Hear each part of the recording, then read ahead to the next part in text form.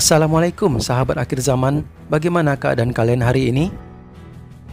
Saya doakan semoga sehat selalu. Munculnya Ya'juj dan Ma'juj sebagai salah satu tanda besar kiamat merupakan keadaan yang tidak normal, sehingga banyak orang kebingungan mendeskripsikannya, di mana lokasi negerinya dan di mana dindingnya. Kita akan membahas lebih kurang berdasarkan 11 dalil mengenai Ya'juj dan Ma'juj ini, jauh dari pernyataan yang ganjil. Ada dua pernyataan ganjil yang populer kita dengar. Berikut pernyataan dan bantahannya. Diriwayatkan oleh Ka'ab dan dinukil oleh An-Nawawi, Ya'juj dan Ma'juj berasal dari Adam tanpa melibatkan Hawa. Dikisahkan, suatu ketika Adam bermimpi basah, lantas air maninya tumpah sehingga bercampur dengan tanah, dan terciptalah darinya Ya'juj dan Ma'juj. Pendapat ini sangat dhaif. Pertama, para nabi tidak mungkin bermimpi basah. Kedua, di manakah mereka ketika air bah menenggelamkan dunia ini? Al-Quran menjelaskan hanya keturunan Nuh yang tersisa di bumi setelah banjir bandang.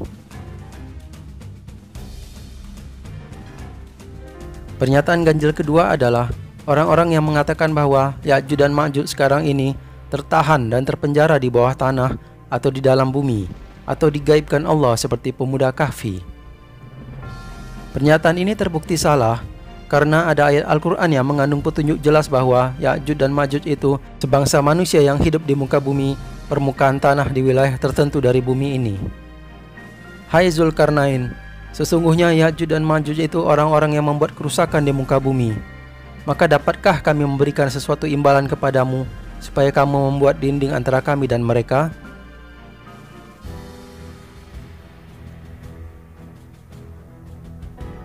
Dari Ibnu Harmalah dari bibinya, dia berkata, Rasulullah berkhutbah, sesungguhnya kalian berkata tidak ada musuh, dan sesungguhnya kalian tiada henti memerangi musuh sampai Ya'juj dan Ma'juj datang.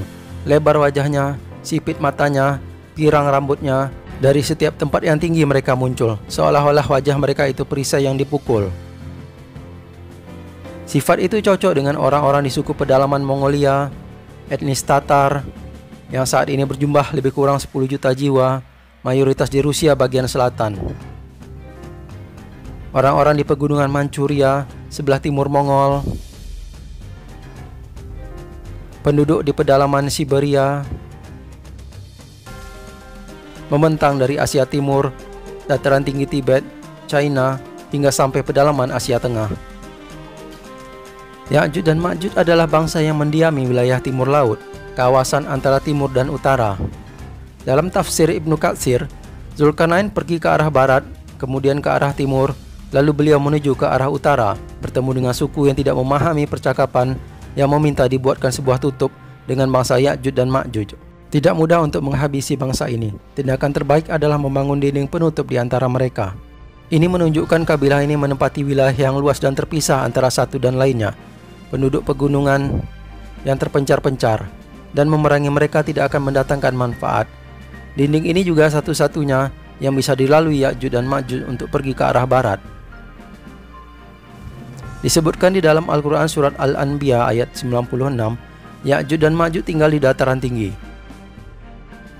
Tibet adalah dataran tinggi yang paling luas di dunia, dihuni oleh suku pedalaman. Wilayah ini saat ini masih menjadi kawasan yang relatif tertutup. Disinilah suku-suku pada masa Genghis Khan berkumpul untuk menyerang Islam Bani Abbasiyah.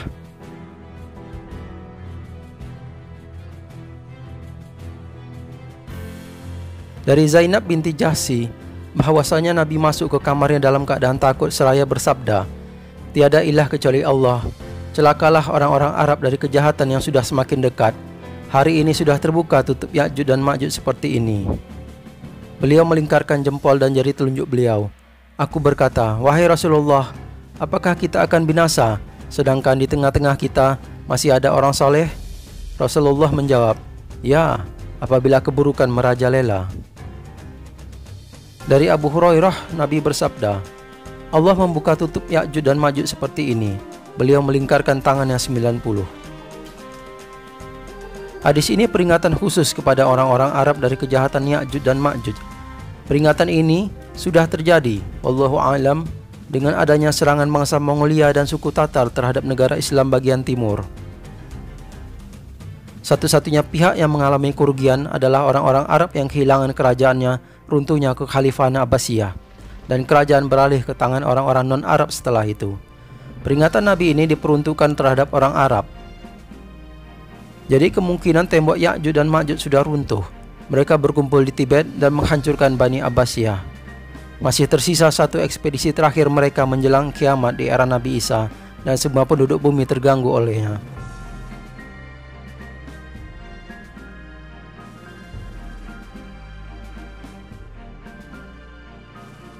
Di dalam surat Al-Kahfi ayat 94 dan 95, ada kaum yang meminta dibuatkan sad atau tutup penghalang seadanya. Tetapi Zulkarnain menjawab dengan kata radem, yang berarti penutupan total terhadap seluruh jalan.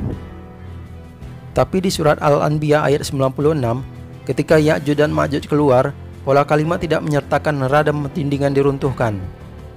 Ada pendapat yang mengatakan yang dimaksud dengan terbukanya Ya'juj dan Ma'juj adalah keluarnya mereka pada kemunculan mereka yang terakhir, tidak ada kaitannya dengan dinding penutup atau radem.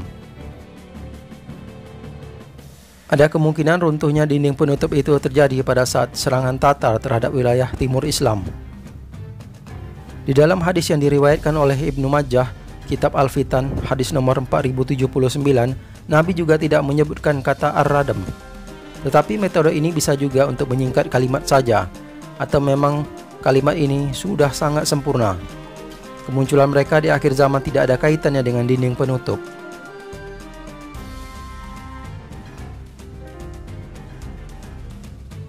Zulkarnain berkata, "Ini adalah rahmat dari Robku. Apabila sudah datang janji Robku, dia akan menjadikannya hancur luluh." Isyarat di ayat ini tentang usia dinding penutup itu ada kaitan dengan janji Allah. Apakah janji itu sekaligus janji keluarnya Ya'juj dan Ma'juj di akhir zaman?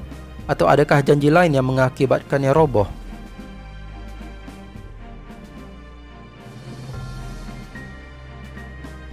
Dari Abdullah bin Umar, Nabi bersabda, "Sesungguhnya Ya'juj dan Ma'juj itu termasuk anak keturunan Adam. Andai kata mereka dilepaskan, niscaya mereka akan merusak penghidupan orang banyak. Tiada seorang lelaki pun yang mati di antara mereka, kecuali dia meninggalkan keturunannya yang berjumlah 100 orang atau lebih. Sesungguhnya di belakang mereka ada 3 umat, Takwil, Taris, dan Mansak." Di hadis ini ada kaitan Ya'juj dan Ma'juj dengan 3 umat yang tempat tinggal mereka di Asia Tengah dan Asia Utara.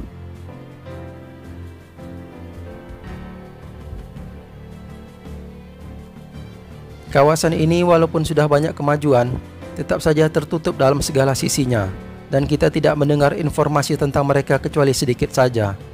Mereka masih kuat memegang warisan nenek moyang mereka. Di masa akan datang, ketika terjadi perubahan signifikan terhadap bola bumi, berbagai perkara akan kembali ke awal masanya pada kawasan-kawasan tersebut.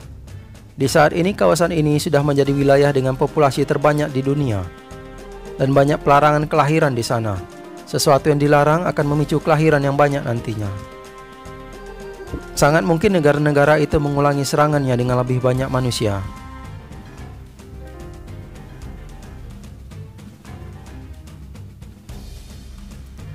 Kaum muslimin akan menyalakan fitnah Ya'juj dan Ma'juj, kobaran api mereka, dan tameng perisai mereka selama 7 tahun.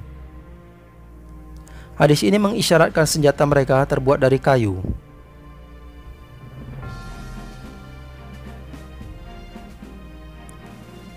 Dari Abu Sa'id Al-Khudri, Nabi bersabda, "Allah berkalam pada hari akhirat, 'Wahai Adam, sesungguhnya Allah memerintahkan kamu untuk mengeluarkan dari anak keturunanmu satu pasukan dari neraka.'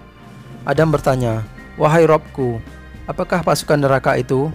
Allah berkalam, 'Dari setiap 1000 orang, aku menyangka,' dia berkalam, 'ada 999 orang.' Nabi bersabda, 'Di antara Ya'juj dan Ma'juj 999, dan dari kalian 1.